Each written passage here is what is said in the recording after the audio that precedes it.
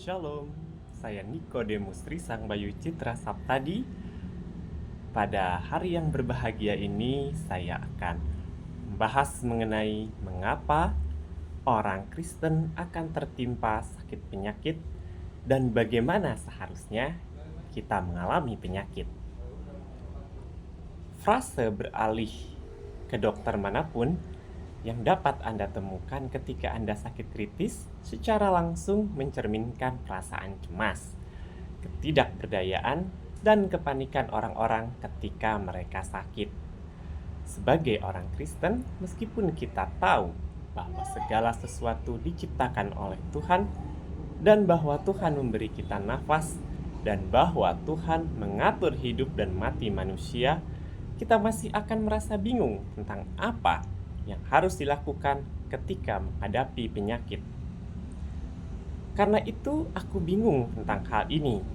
Ketika penyakit menimpa kita, bagaimana kita harus mengalaminya agar kita dapat menghadapinya dengan tenang dan memiliki iman yang benar kepada Tuhan.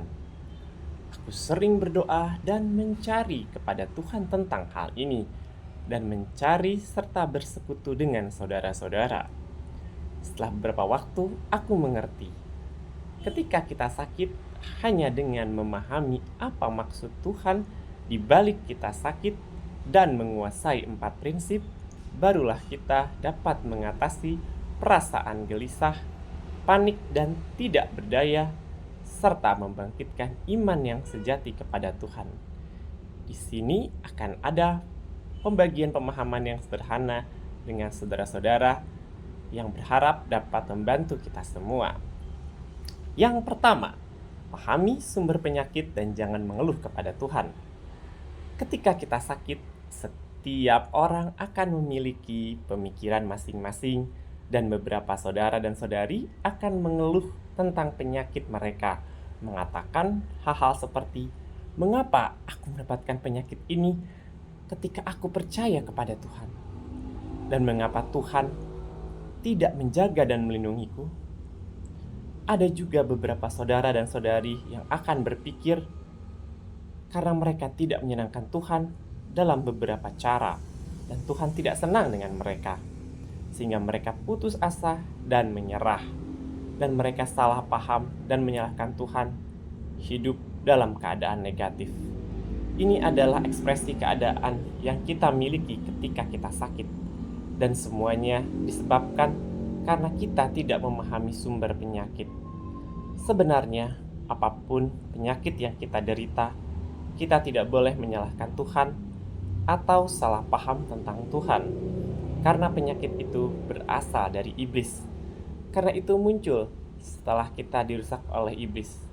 Firman Tuhan berkata, apa sumber penderitaan sumber hidup, mulai dari melahirkan, kematian, penyakit, dan usia tua yang manusia alami? Apa yang menyebabkan manusia mengalami hal-hal ini? Manusia tidak mengalami hal-hal ini ketika mereka pertama kali diciptakan, bukan? Jadi dari manakah datangnya semua itu? Semua ini terwujud setelah manusia dicobai iblis dan daging mereka menjadi merosot.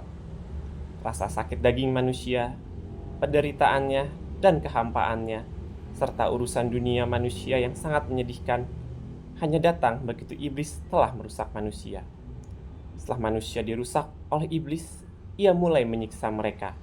Akibatnya, mereka menjadi semakin merosot, penyakit mereka menjadi semakin parah, dan penderitaan mereka semakin lama menjadi semakin berat.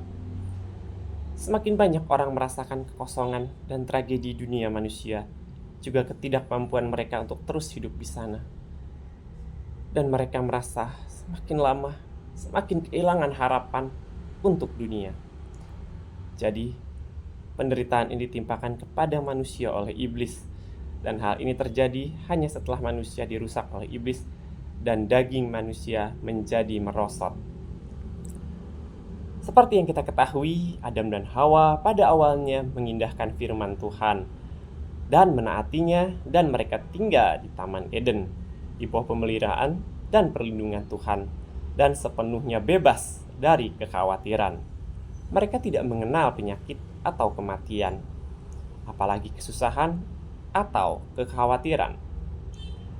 Kemudian, Adam dan Hawa dibujuk oleh iblis untuk memakan buah dari pohon pengetahuan tentang yang baik dan yang jahat yang dilarang oleh Tuhan untuk dimakan, sehingga mereka menjauhi dan mengkhianati Tuhan. Mereka kehilangan pemeliharaan dan perlindungan Tuhan, dan mereka jatuh di bawah wilayah kekuasaan iblis. Oleh karena itu, penyakit, kekhawatiran, kekosongan, kematian, dan sebagainya menimpa umat manusia. Selama ribuan tahun, iblis telah menggunakan ajaran sesat dan kekeliruan orang-orang terkenal untuk menipu dan merusak manusia.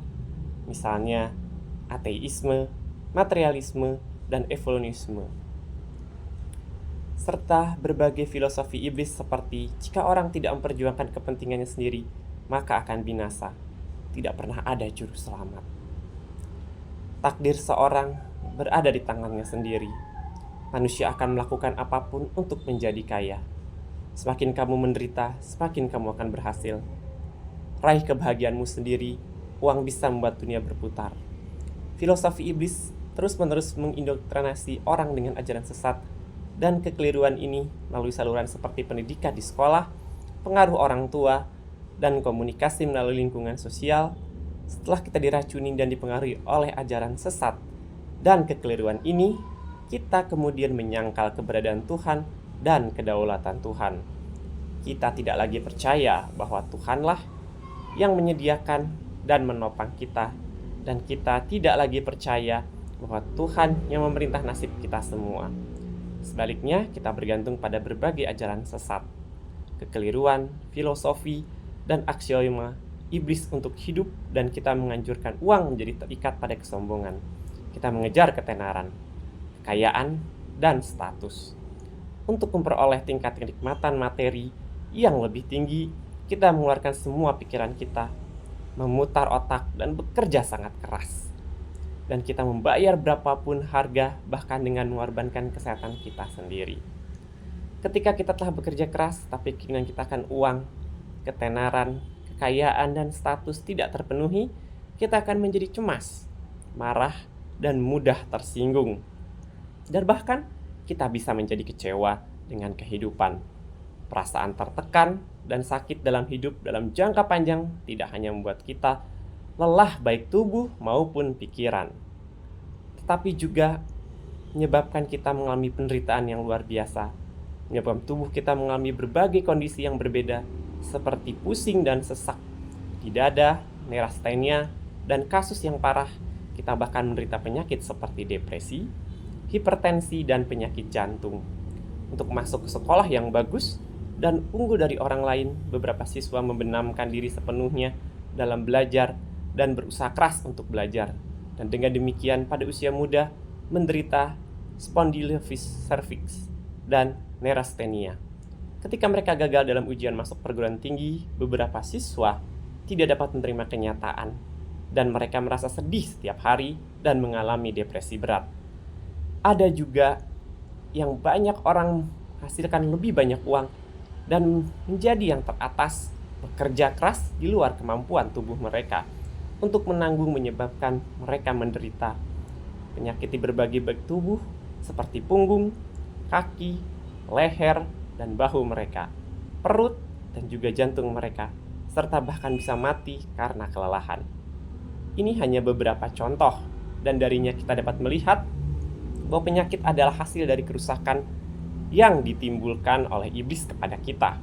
Dan itu adalah hasil disebabkan karena kita menyangkal Tuhan, menjauhi Tuhan, dan mengkhianati Tuhan, serta mengejar kekayaan, ketenaran, kekayaan, dan status dengan melakukan kerja keras kita sendiri.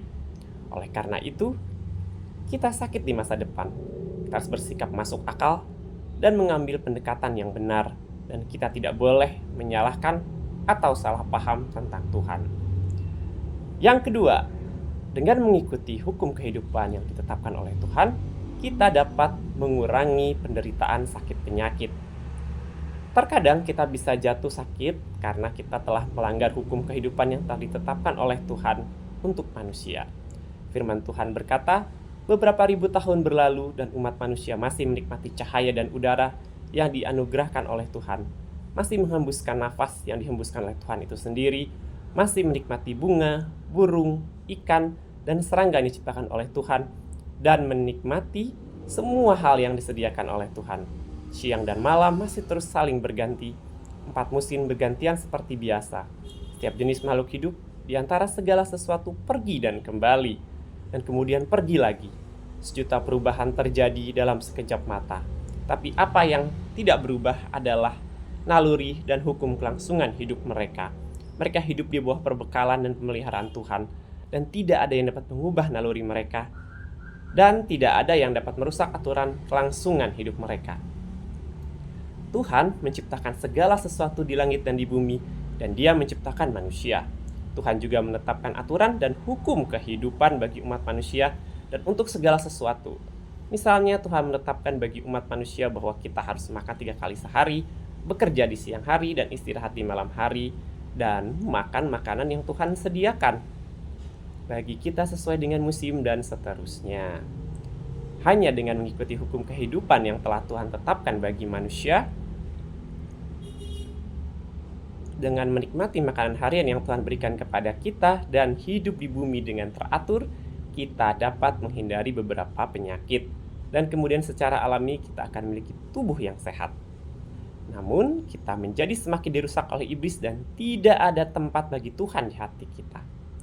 Untuk memuaskan keinginan fisik kita, seringkali kita melanggar hukum kehidupan yang telah Tuhan tetapkan bagi manusia, dan kita tidak menjalani kehidupan yang teratur. Ini mengakibatkan tubuh kita dijangkiti oleh segala macam penyakit. Sebagai contoh, beberapa orang sering bermain game di ponsel mereka atau bersenang-senang sampai dini hari atau bahkan sepanjang malam, dan kehidupan mereka yang tidak teratur serta pola kerja dan istirahat menyebabkan mereka mengalami gangguan endokrin, lesu, kerusakan ginjal, dan sebagainya yang dalam jangka panjang dapat menimbulkan berbagai masalah fisik. Beberapa orang mendambakan kesenangan fisik, dan untuk memuaskan selera mereka makan dan minum sebanyak apa yang mereka inginkan. Mereka makan makanan yang tidak sesuai musim, atau makanan yang mentah, dingin, atau berminyak, dan mereka bahkan makan makanan cepat saji dalam waktu yang lama yang kemudian menyebabkan kekurangan gizi dan penurunan kekebalan dan mengembangkan enteritis, masalah perut, dan penyakit kardiovaskular dan cerebrovaskular. Ada yang mengidap hipertensi, diabetes, hiperlipidemia, bahkan kanker. Apalagi di zaman yang serba maju, ilmu pengetahuan dan teknologi ini, orang bisa membeli apa saja yang dibutuhkan tanpa harus keluar rumah. Duduk di depan komputer dalam waktu lama dalam satu posisi dapat menyebabkan sirkulasi yang buruk, nyeri punggung, kaki, leher, bahu, dan yang lebih parahnya dapat menyebabkan spondilosis serviks dan tonjolan diskus lumbal. Contoh-contoh ini adalah buah pahit dari pelanggaran hukum kehidupan yang telah Tuhan tetapkan bagi kita. Oleh karena itu, kita harus mengikuti hukum kehidupan yang ditetapkan oleh Tuhan dan sesuai dengan keadaan kita masing-masing, membuat penyesuaian yang cocok dengan pola kerja dan istirahat kita, sehingga kita bekerja di siang hari dan istirahat di malam hari. Kita harus terus berolahraga dan keluar mendapatkan udara segar yang lebih banyak. Dalam hal diet, kita tidak harus fokus pada rasa, tapi pada nutrisi. Menjalani kehidupan yang teratur seperti ini dapat mengurangi penderitaan sakit penyakit. Yang ketiga, tenang di hadapan Tuhan dan renungkan diri sendiri serta bertobat kepada Tuhan. Firman Tuhan berkata, bagaimana seharusnya awal penyakit dialami? Engkau harus datang ke hadapan Tuhan untuk berdoa dan berusaha untuk memahami kehendaknya serta memeriksa kesalahan apa yang kau lakukan atau watak rusak apa yang ada di dalam dirimu yang tidak dapat kau selesaikan. Engkau tidak dapat menyelesaikan watakmu yang rusak tanpa rasa sakit. Orang harus ditempa oleh rasa sakit, baru setelah itulah mereka akan berhenti menjadi tidak bermoral dan selalu hidup di hadapan Tuhan. Saat dihadapkan dengan penderitaan, orang akan selalu berdoa. Tidak akan ada pemikiran tentang makanan, pakaian, atau kesenangan di dalam hati mereka. Mereka akan berdoa dan memeriksa apakah mereka telah melakukan sesuatu yang salah atau tidak selama ini. Seringkali ketika orang diserang penyakit serius atau penyakit yang tidak biasa, dan penyakit itu menyebabkan mereka sangat kesakitan. Hal-hal ini tidak terjadi secara kebetulan. Entah engkau sakit atau sehat, kehendak Tuhan ada di balik semua itu. Firman Tuhan menunjukkan kepada kita jalan praktek tentang bagaimana kita harus mengalami sakit penyakit. Meskipun beberapa penyakit disebabkan oleh hukum alam, ada yang lain juga tidak terjadi tanpa alasan, dan ada niat baik Tuhan berada di balik penyakit ini. Karena Tuhan mengaturnya sehingga kerusakan dan pemberontakan kita dapat ditahirkan dan diubah. Karena kita telah sangat dirusak oleh iblis, seperti kesombongan dan keangkuhan, kebongkokan dan kecurangan, kejahatan dan keganasan. Kita sering tidak mampu menghentikan diri kita sendiri dari berbuat dosa dan melawan Tuhan. Sebagai contoh, ketika kita bekerja dan berkhotbah untuk Tuhan, kita sering menyombongkan diri dan memamerkan diri kita sendiri tentang seberapa banyak penderitaan yang kita alami. Seberapa jauh yang telah kita tempuh dan seberapa banyak pekerjaan yang telah kita lakukan yang menyebabkan saudara-saudari mengidolakan dan memandang tinggi kita, dan mereka tidak memiliki tempat bagi Tuhan dalam hati mereka. Terkadang, untuk menjaga gengsi dan status kita, mau tidak mau kita berbohong dan menipu orang. Kita sering mengatakan satu hal di depan orang lain dan hal yang lain di belakang mereka. Terkadang ketika kita melihat bahwa rekan kerja kita lebih baik dalam memberikan khotbah daripada kita, dan saudara-saudara semua ingin mendengarnya, kita bisa merasa iri dan dendam, dan kita tidak ingin ada orang yang lebih baik atau lebih kuat dari kita. Sedemikian rupa sehingga kita menilai, meremehkan, dan mengecualikan mereka. Kadang-kadang hati kita bisa menjadi tertarik pada tren jahat, dan kita melekat pada uang dan menikmati hal-hal materi. Kita menghindari Tuhan dan tidak mengejar kebenaran.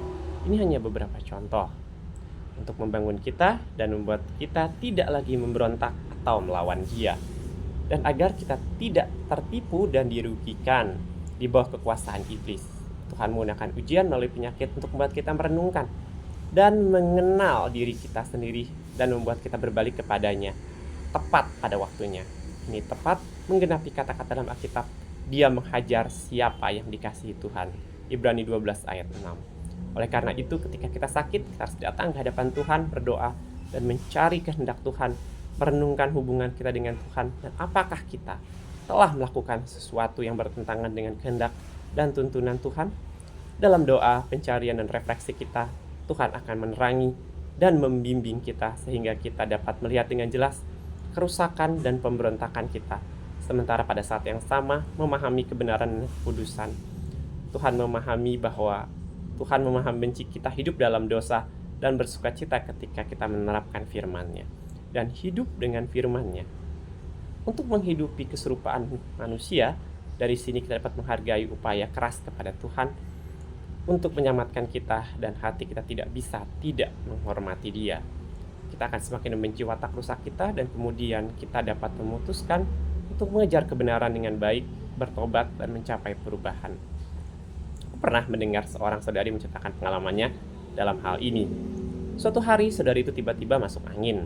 Dia mengalami demam 39 derajat, dan kondisinya tidak membaik bahkan setelah dia disuntik dan minum obat. Mau tidak mau dia bertanya-tanya, pilekku tidak membaik, jadi mungkinkah karena aku telah melakukan sesuatu yang bertentangan dengan kehendak Tuhan? Saudari itu pergi di hadapan Tuhan untuk mencari kehendaknya, dan dia merenungkan situasinya selama beberapa hari. Dia berpikir bahwa sejak dia menjadi pemimpin gereja, dia mampu melakukan memberikan khotbah dan beberapa pekerjaan, dan dia telah mampu menyelesaikan beberapa kesulitan dan masalah saudara-saudarinya. Dan dia merasa seperti dia sangat mengejar kebenaran, lebih baik daripada orang lain, dan dia sering merasa sangat senang dengan dirinya sendiri dan sangat mengagumi dirinya sendiri. Ketika rekan kerja menunjukkan beberapa kekurangan dalam pekerjaannya, meskipun dia tampak menerima ini di permukaan, tetapi hatinya tidak akan menerimanya, dan terkadang dia mencoba membenarkan tindakannya kepada rekan kerjanya. Ketika rekan kerjanya membuat beberapa saran yang masuk akal tentang pekerjaan gereja, dia tidak mencari atau merenungkannya untuk melihat apakah saran rekan kerjanya sesuai dengan kebenaran atau tidak. Tetapi dia berpegang teguh pada pandangannya sendiri dan menolak pendapat rekan kerjanya. Hal ini menyebabkan dia tidak dapat bekerja secara harmonis dengan rekan-rekan kerjanya, dan hal itu menyebabkan terhambatnya pekerjaan gereja. Setelah merenungkan dirinya sendiri, saudari itu menyadari bahwa dia terlalu sombong dan angkuh, bahwa dia tidak menerima atau tunduk pada kebenaran, bahwa dia tidak memiliki hati yang takut akan Tuhan, dan bahkan bukan hanya jalan masuk kehidupannya rusak, tetapi juga bahwa ia juga telah menunda pekerjaan gereja. Saudari itu menyadari bahwa dia adalah seorang yang telah dirusak oleh iblis, dan jika bukan karena bimbingan Tuhan, dia tidak akan dapat melakukan pekerjaan apapun sama sekali. Bahwa dia dapat melakukan sedikit pekerjaan dan dapat menyelesaikan beberapa kesulitan dan masalah saudara dan saudari sepenuhnya karena pekerjaan Tuhan. Dan usahanya untuk mencuri kemuliaan Tuhan telah membuat dia jijik. Pada saat yang sama, saudari itu juga memahami bahwa kehendak Tuhan adalah agar ia dapat mengejar kebenaran dalam menjalankan tugasnya, bekerja sama secara harmonis dengan saudara-saudari, memanfaatkan bakat setiap orang karena setiap orang belajar dari kelebihan satu sama lain, dan bersama-sama untuk memenuhi pekerjaan yang Tuhan perintahkan untuk mereka lakukan. Karena hanya dengan cara itu, pekerjaan gereja akan lebih baik lagi. Setelah dia sampai pada pemahaman ini, saudari itu merasa sangat malu dan menyesal, dan dia buru-buru bertobat dan mengakui dosa-dosanya kepada Tuhan. Dia kemudian menerapkan menjadi orang yang jujur sesuai dengan firman Tuhan dan menjadi sangat terbuka dengan saudara-saudaranya tentang kerusakannya sendiri. Setelah itu, ketika dia melakukan pekerjaan gereja dan ketika dia berhasil menyelesaikannya, dia akan mengucapkan terima kasih dan pujian kepada Tuhan dan mengakui bahwa kemuliaan adalah milik Tuhan. Ketika bekerja sama dengan rekan kerjanya, selama saran rekan kerjanya sesuai dengan kebenaran dan bermanfaat bagi pekerjaan gereja, dia akan selalu menerimanya. Ketika saudari itu mulai menerapkan dengan cara ini, keadaannya sembuh dan tanpa dia sadari penyakitnya menjadi lebih baik. Setelah pengalaman ini, saudari itu mengerti bahwa penyembuhan penyakit dan rasa sakit sangat bermanfaat bagi orang-orang. Karena itu sebenarnya adalah kasih dan perlindungan sejati Tuhan bagi manusia. Sama pengalamannya, dia memperoleh beberapa pengetahuan tentang watak Tuhan yang benar. Sementara dia hidup dalam kerusakan, tidak menyadari bahwa dia harus mengubah arah. Tuhan menggunakan penyakitnya untuk mendisiplinkannya dan mendorongnya untuk menenangkan hatinya dan merenungkan dirinya sendiri. Ketika dia kembali kepada Tuhan, Tuhan membimbingnya dan mencerahkannya untuk mengetahui watak rusaknya sendiri dan untuk memahami kehendak Tuhan.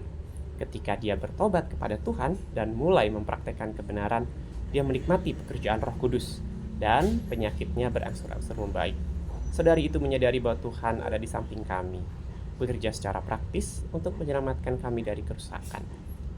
Dia juga mulai memahami bahwa ketika penyakit menimpa kita, dengan berdoa kepada Tuhan dan belajar memahami kehendak Tuhan, serta dengan merenungkan dan mengenal diri kita sendiri, maka kita dapat mengambil banyak pelajaran darinya. Penyakit sebenarnya adalah kesempatan yang sangat baik bagi kita untuk masuk ke dalam kebenaran.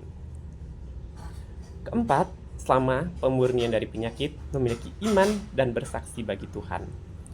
Ada beberapa pepatah yang berbunyi ketika orang tua sakit untuk waktu yang lama, bahkan putra yang paling berbakti pun akan meninggalkan tempat tidur mereka dan waktu mengungkapkan hati seseorang. Ketika kita baru saja jatuh sakit, kita masih memiliki iman untuk melewatinya.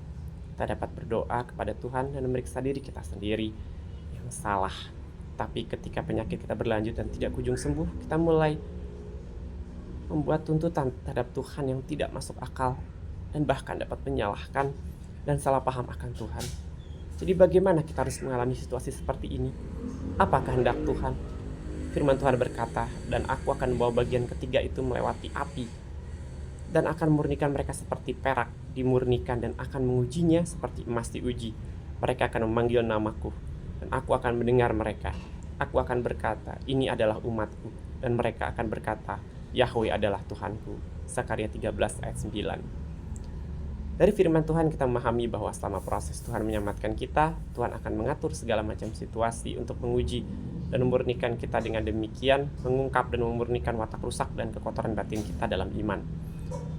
Pada saat yang sama, dia mengatur situasi untuk menyempurnakan iman kita kepadanya dan kasih kepadanya. Penyakit adalah salah satu cara di mana Tuhan memurnikan kita. Dan ketika kita mengalaminya, kita harus menjaga iman kita kepada Tuhan. Apakah penyakit kita menjadi lebih baik atau tidak? Kita tidak boleh membuat tuntutan yang tidak masuk akal kepada Tuhan, tetapi harus terus berdiri di tempat makhluk ciptaan, tunduk pada pengaturan dan penataan Tuhan, serta menjadi kesaksian bagi Tuhan. Seperti yang dicatat dalam Alkitab, misalnya Ayub mengikuti jalan Tuhan dan dia takut akan Tuhan dan menjauhi kejahatan. Tuhan memuji iman Ayub dan menyebut Ayub sebagai manusia yang sempurna di matanya. Iblis tidak yakin dan ingin Ayub menyangkal dan mengkhianati Tuhan, sehingga menggoda Ayub berkali-kali dan menyebabkan tubuhnya menderita bisul yang menyakitkan. Dari atas kepala hingga telapak kakinya, meskipun Ayub sangat kesakitan, dia tidak pernah menyalahkan Tuhan, tapi malah mengatakan hal-hal rasional seperti ia menjawab istrinya, "Engkau berbicara seperti perempuan bodoh. Apakah kita mau menerima yang baik dari tangan Tuhan dan tidak mau menerima yang jahat? Dalam semua ini, Ayub tidak berdosa dengan bibirnya." Ayub 2 ayat 10. Dan berdiri teguh dalam kesaksiannya kepada Tuhan. Selama menjalani ujian ini, Ayub dapat menghindari berbuat dosa melalui mulut, karena dalam kehidupan sehari-harinya dia menghargai dalam segala hal yang telah Tuhan ciptakan.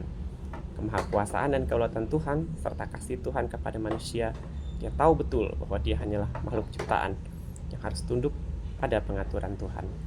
Meskipun sakit tubuhnya menyebabkan dia menderita siksaan yang luar biasa, dia selalu takut akan Tuhan di dalam hatinya. Dia bisa menerima dan menaati dari lubuk hatinya apa yang terjadi padanya. Dia tidak terkekang oleh penyakitnya, dan pada akhirnya iblis melarikan diri karena malu. Oleh karena itu, Tuhan menguji Ayub dan menampakkan diri kepadanya dalam angin dan berbicara kepadanya. Iman Ayub pada Tuhan meningkat melalui ujian seperti itu. Dia menghargai dan menikmati ujian seperti itu, dan hatinya dipenuhi dengan kedamaian dan sukacita. Dapat melihat dari ujian Ayub bahwa beberapa penyakit adalah ujian Tuhan, tapi karena kita memiliki watak yang rusak, itu juga dapat dikatakan sebagai godaan iblis.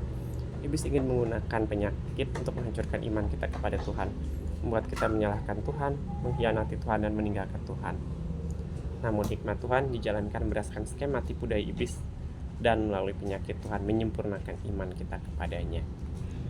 Kita percaya bahwa nasib kita ada di tangan Tuhan, dan Tuhan yang memutuskan kapan kita lahir, kapan kita mati, dan penyakit apa yang akan kita derita. Dan memilih untuk mempercayakan semuanya kepada Tuhan dan tunduk pada pengaturannya adalah pilihan terbaik yang bisa kita buat. Dengan cara ini kita dapat tunduk pada pengaturan dan penataan Tuhan, tidak lagi dibatasi oleh penyakit, dan kita dapat terus berdiri di tempat makhluk ciptaan untuk menyembah Tuhan.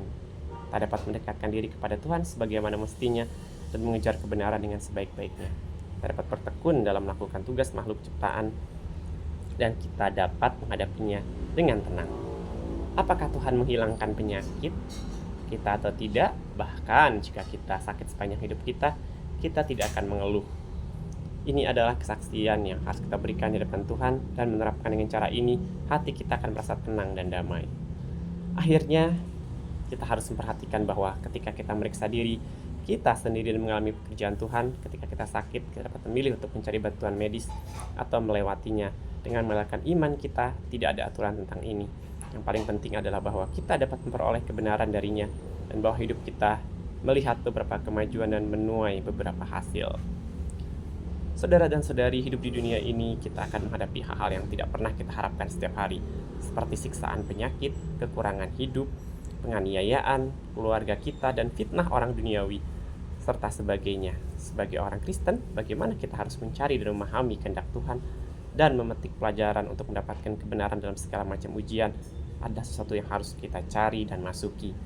Aku berharap keempat prinsip penerapan yang tadi tentukan di atas dapat membantu kita mengatasi rintangan penyakit, dan berharap saudara-saudari dapat memahami kehendak Tuhan, mendapatkan kebenaran, dan menjadi kesaksian dalam setiap ujian.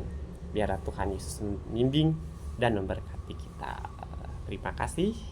Haleluya. Amin.